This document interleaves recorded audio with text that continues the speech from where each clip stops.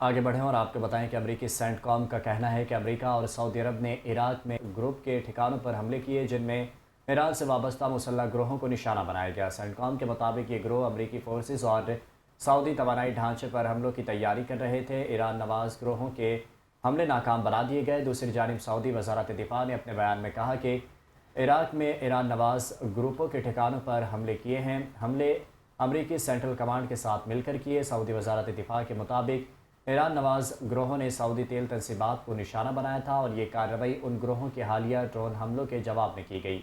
Iraq के नीम फौजी group popular mobilisation forces ने तस्दीक की है कि मुल्क भर में उनके हेडक्वार्टर्स को निशाना बनाया गया। जनूबी इराकी सूबे बसरा में PMF के हेडक्वार्टर्स में धमाका हुआ। PMF के नेनवा कमांड ने कहा है कि शुमाल सूबे नेनवा में अमरीका और सऊदी अरब के मुश्तरका फ़ज़ाई हमलों में उसके 8 एहलकार मारे गए। कमांड के मुताबिक हमलों में मज़ीद 4 एहलकार ज़ख्मी भी हुए।